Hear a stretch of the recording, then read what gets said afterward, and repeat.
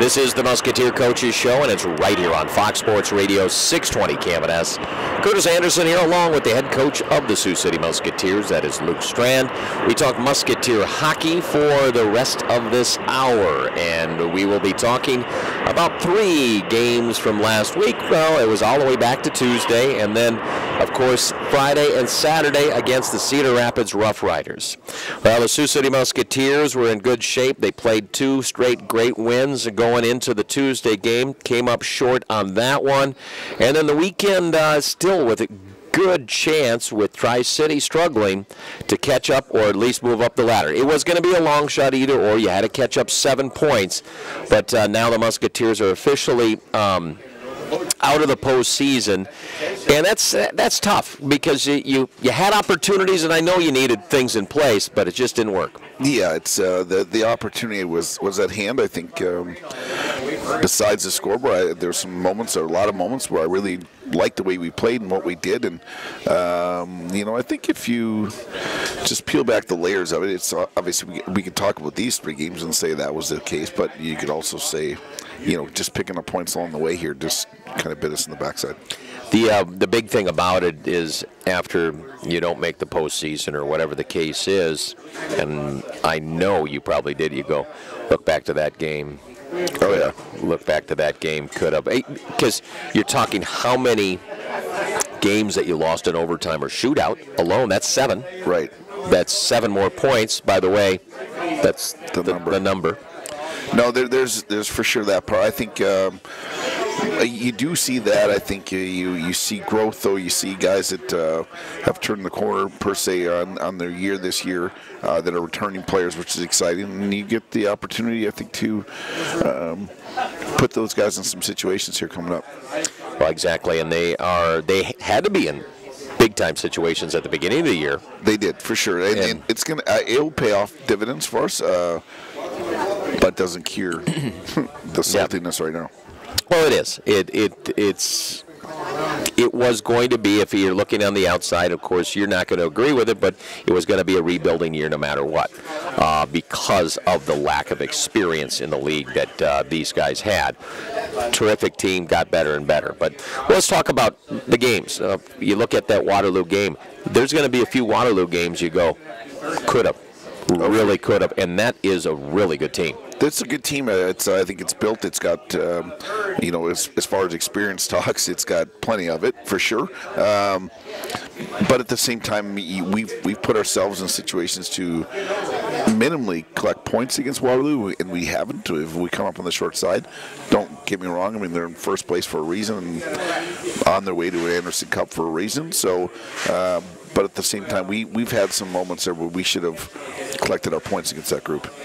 The one thing about it this last week was you didn't score first in any of the games, and that was that has been a formula, and it's a formula for every hockey. Don't get me wrong, but I'd like to see what your record this year was when you scored first compared to when you didn't score first. Yeah, I would agree, and I think.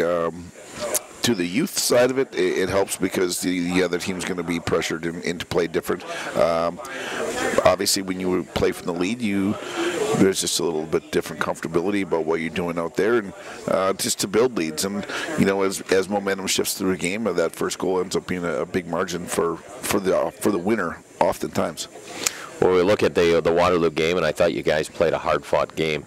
I think you win that game if you score 5-on-3. I mean, it's just plain and simple on that. Totally, 5-on-3. I thought the looks were good. Not scoring on them was a huge. It was a momentum swing for sure because they got the momentum coming back, and then they kind of come down and get not a great goal to answer to that thing. So, but yeah, that was we've scored quite a few 5-on-3 goals this year, so that was disappointing. Yeah, and their goalie made the saves when he had to. But they score first, you strike back within a minute with Micah Miller. Callie Ernberg's first goal and a beautiful look from the corner to his stick, and then he wasted no time. Looked like he'd been scoring goals all game. He did. All season. And then Matt Miller on a great play. For sure. I thought, Millsy's goal and so is Ehrenberg's goal. They're just two situations where burying those goals for those players were huge momentum lifts in what they did. And great passes. Great plays all the way around. You can look at that game and you can look at the goal scorers, but the guy maybe that didn't get a goal scorer would be a guy like a Pospisil or something like that. Yeah, I think, there's the Waterloo game. I thought we didn't get a timely maybe goal would be the right thing to say. And that being said, then if you keep some of those other guys off the score sheet, they did their job in that regard. Callie needed an assist in that game, I'm just saying. Yeah, he would have had a Gordie Howe after being jumped. Yeah, that was kind of interesting. I was so kind of surprised that he got jumped rather than someone else. I know maybe the nicest human being in the world. Yes, one of the smartest guys, nicest guys, but I tell you what, he did what he did. He doesn't care. He is a teammate. Oh yeah, for sure. And that starts with, I think, Fordo kind of got sideswiped and Callie challenged, and away they went. And that was definitely Callie's first crack at a fight. But to your point, being a great teammate, sticking up for him at the right time, and without hesitation, basically. Yeah. So we just needed an assist there. That would have been awesome. For a Swede, that would have been unbelievable. Yes. How many Swedes have the Gordie Howe hat trick? That'd be a big number. I can't be a big number, that's for sure. Well, the game, I guess from the effort standpoint and the way you guys played, the disheartening part is you didn't get a point. Instead of you got 0 points instead of maybe a point against a very good team that maybe you could lose in overtime at least. You know what I mean? Because that was how tight it was. It was, and I thought the game itself had. Obviously, they had made their plays and they did their thing, and as we did, and we just didn't, to your point, take advantage of it. But to put that game to overtime and put ourselves in that situation would have been a big step. Friday, you get into Cedar Rapids and a team that you can look on film, but you just don't know that team. And they came out pretty strong on you, but my goodness, it was another game where you did some positive things, like Pospisil's rebound goal. Sure. To get you guys rolling. I thought you were rolling then, especially Millsy comes up big and a ping in the second period, and for just some reason it just turned. Yeah, it's I think when you give up, well, there you look at that game. I mean, you can't give up 6 goals. We can't give up 6 goals. That's not. That's not going to get you anything. I know one's an empty netter, but that doesn't really matter. But I think when it's in your favor and it's a push, and then to give up a late goal in the second, that was again, that's a breaker. It's a last 29 seconds left in the second period is like you guys scoring at the 19:06 of the first period. Correct. It switched. That's where the switch was, and then they get another one before Parker Ford had a terrific goal. And, he did. Glad he got rewarded. Fordo's played great hockey, worked so hard, becoming a very determined and speaking of seasoning, like there's the amount of time that he's got this year that's only going to propel him, but to get the reward of getting back to the net is huge. It's really interesting is because he's not the biggest guy, but he could go into that corner and get the puck. He's got a lot of courage. Yes. He's brave, he's got courage, and he'll be an exciting player here a year from now. With what he's got out of this year, what this year's meant for him. How many scars does he have? Because for some reason he ticks off opponents and he finds sticks in face or whatever the case is. That feistiness of his. It's awesome. I love it. Tends to lead to the end of the stick towards his nose, but at the same time he's putting his nose over a puck and being in some hard areas there that he's getting whacked on. Get that game, you come up short on it, you still have opportunity because Tri-City loses. You go to Cedar Rapids on this one, and it was just, I like the way you guys played on Saturday, but no goals. I don't know how many opportunities you had. It's just the way it was going to go. Okay, you get a breakaway and get stymied they get a breakaway and sneak one in. And it was a nice goal by the kid, but that just kind of, you're like, son of a gun, come on. Especially, I think that was their first chance of the game. You had all the chances. Yeah, and I think at the time it's like a. I was so worried because there was the delay call. Right. And well known from them hanging out on your blue line no matter how many players they have on the ice. And a stretch passed right to the tape. With warning. And he did. He slid off the bench right behind the D. So, but I mean, there you are. You're at that crucial moment. I think the shots were at that point like 10-4, 9-4, somewhere in that range. First chance goal against. There's just that's got to turn into a lesson here that those just end up being. You need those stops early. You do, and that's where they get the goal, and they sneak another one in, and the added goal. Most teams, what is it, about a 50-50 chance of scoring 5-on-3? Yeah, I mean it's across the board with teams. Numbers, I think, especially when you see a 5-on-3 for whatever minute 36 or whatever it was, a 5-on-3. It's a long time to sustain the 3-5 kill. And oftentimes just gives you more time to puck recover and keep those numbers going. That was a big dagger at the 10-minute mark of the third period. Only down by 2 goals. You're putting pressure on them. You guys are doing everything right. Get the penalty, and then to get another one. I'm not saying anything wrong with the first. That second one just is so tough. It's. Yeah, I mean it's a winning formula piece. A shorthanded minor when you're already shorthanded, to put yourself down by 2 is you're asking for it. You're just playing with fire, and it burned us on that for sure. And it's just, I think our 3-5 has done a good job. We've killed off a lot of 3-5s. But the idea that was the moment of truth, that's the puck that needed to stop. 3 games left. You still have 3 games to play as best of hockey as possible, and that'll be coming up. Let's take a break. We'll come back. We'll talk about it. Wednesday is Sioux Falls, Friday is Tri-City, and Saturday is going to be at Omaha to finish off the season. So we'll be back, the Musketeer Coaches Show at Bob Rose North End Zone on Fox Sports Radio 620 KMNS. There's a lot of talk about superfoods these days.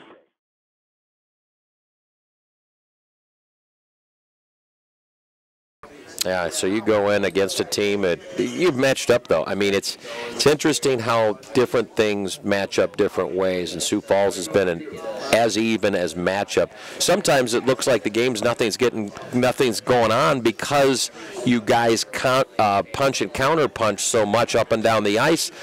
Maybe less shots. I think there's some less shots. I think there's just some stalling out in the neutral zone that occurs for sure. They jam a lot of lines. They try to keep pucks in front of them and really not over the line. And then, the other call of theirs is their goaltender touches the puck constantly. So any dump that you put in or that he can touch, he's going to go play. So you got to be prepared for basically their 6 man. Does that mean you have to skate it in? Well, it'd be good to skate it in. It'd also be good to, I think, we've scored goals on his turnovers because of it. 2 in particular. And now it's, I think, you got to adjust. If he makes a puck play, then we got a job to do and get to your spots where it is. But you got to still continue to pressure him. Otherwise, he can stand tall and make some plays. He's got a great stick. Yeah, he's a guy that can take you. Just with his experience and stuff like that, it's just interesting. I just wonder, was he playing for that team that Jay took to Ufa, Russia? Yeah, maybe so. I'm guessing it's about that age group. It's about that age group. Yeah, from Ufa. The only reason I even know of that city in Russia is because the Musketeers made the trip on that one. So, yeah, that's coming up on Wednesday. And then coming up on Friday is... And there's even more to a little back and forth with the Tri-City Storm. And I believe if you win that, you at least tie the series or could win it on getting overtime points in that series. Yeah, it's been a good series. I mean, you look at I think the beginning of the year, they've lost Larson, their goalie. Sounds like he's done for the year. It sounds like he's home. Detroit Red Wing picked it's a very talented goalie. And that's that's hurt their direction about what they've got going right now. So, but it's still, they got their forwards. They still got groups to score. They still have that potential there. So we've had good match. It's been a very evenly matched series the whole time through, and it's on the road, so you got to go get your points on the road. Barczewski has been very solid. I mean, he's their future guy anyway. He just became their present guy. Yeah, a little earlier than they were expecting. Full time basically because of the injury to Larson. So, Barczewski's been good though. He's had a share of games against us. I like how we played against them the last time we played them. I thought we were very effective, and now we just got to take it on the next step here and do it on the road at their place instead of at ours. One more game. It's going to be on Saturday. It's going to be at Omaha. We're talking Musketeer hockey, by the way, the Musketeer Coaches Show. The Omaha Lancers, and I don't know. I think I like this game better than the other two just because the intensity that comes out in this game, and just seems like so much action going on when you take on Omaha. There is, and it's for being as proximity-wise and the lack of games maybe against one another this year. I think that it revs it up because there's 2-2. There's a little newness to it, and obviously we've had maybe one of our best games of the year on New Year's Eve against them, and then overtime win here a couple weeks back, and now it's going to be to the comments earlier, like they're going to be playing for posturing of their own self and their own record and their playoff situation. So we'll get the best version of Omaha on Saturday for sure. Yeah, if you're not going to make the postseason, I like that you're playing these three rivalry games. Yeah, there's going to be rivalry, and I think that's plug and play. There's going to be some guys that they're going to play in the lineup that maybe haven't been as common in the lineup here because we got to get them some minutes, some games, but at the same time, you can't deny the compete that it's going to take to push ourselves through. This is the Musketeer Coaches Show. We're going to take another break. We'll talk about a few different things. Of course, we just had Jared Thomas on. We'll have you comment on that a little bit. And we talked about the Humboldt team yesterday, and it was the only focus. It wasn't about the Musketeers. It was about that, but we'll chat some on that as well. So Musketeer Coaches Show is right here at Bob Rose, North End Zone. Fox Sports Radio 620 KMNS. Everyone wins, guaranteed. In Hard Rock Hotel. So what are people doing? They're putting hockey sticks out there, front doors. Every Friday in April, it's been pretty cool. 10 a.m. to 10 p.m.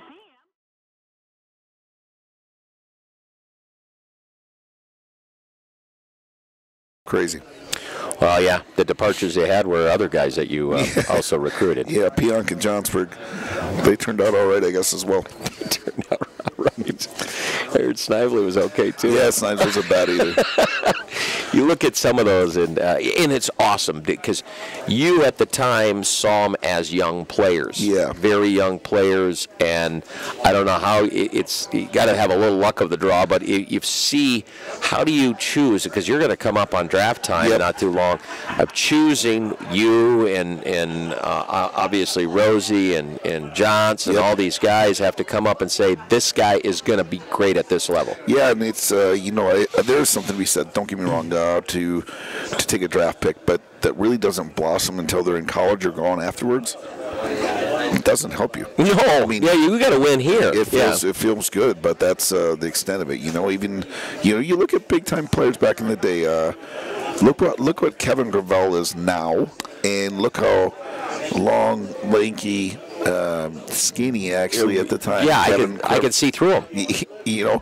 So all of that took time. He went 4 years at St. Cloud, and now it took him 2 years in the minors, and now it's I went to Kaiser. Kaiser's the same thing. I mean, you go through that list of players that way, and to be patient on it, but then you see the Jake Gensel, who's a Smurf out of Bantam, and we draft him. But I remember you called his father and said, "Hey, I was in the room when you drafted Jake, because you were on the phone with his dad and said, hey, I see your son. I can't pass him. I can't pass." And he said, "Go for it." Yeah, no. But I thought the courtesy of calling Mike was effective or needed. But yeah, Jake. I mean, there he was as a band, but he had so much courage for a little guy that that was never going to be, and all the things he did were transferable. Yeah. So, anyways, it's great to see some success, and that's even if Jared doesn't make the NHL, Yep.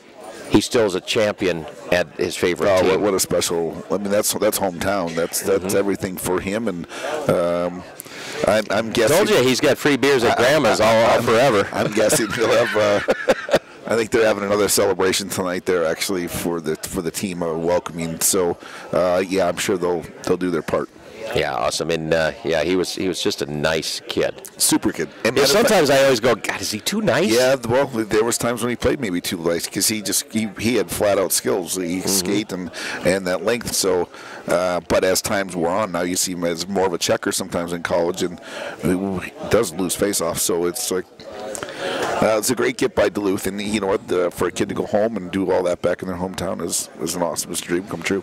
Well, that's the awesome part of what we wanted to chat about. The other, well, I guess there is some awesome things that come about from this tragedy, and we chatted. I wanted you on just to talk about that. We had you on the regular show yesterday, and that's what we talked about was just that. Not Musketeer hockey, but we talked about parents, talked about coaches, talked about bus drivers, talked about everything that can be involved on an accident that turned into a tragedy, and that's the Humboldt Broncos. But I guess the one bright spot is the outpouring of support and condolences from everywhere in the world, in the hockey world to all sports world. Yeah, I mean, we saw the ball player with the Humboldt Broncos on his spikes because he's a Canadian guy, but as the hockey world grows, it's very tight, it's very small.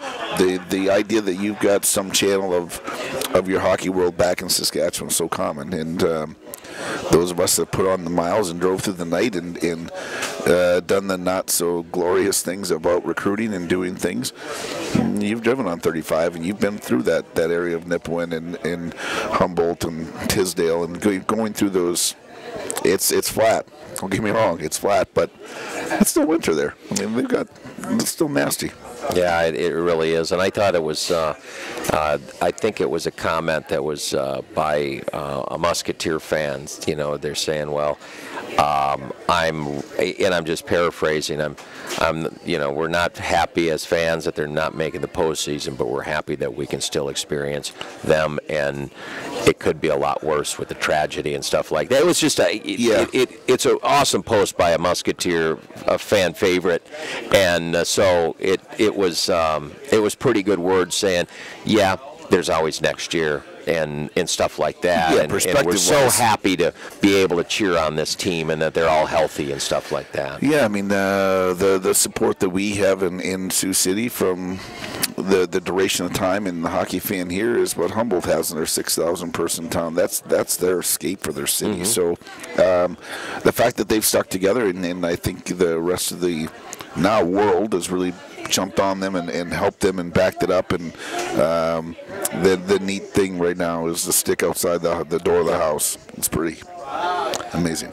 Yeah, it is pretty awesome. It's just so if you can find some positive, and I think we've seen some positive that has rebounded from just a terrible, terrible thing. Yeah, it's and like we've spoke, it's going to be after this newness of it's kind of wore off. It's going to settle in and it hit home, and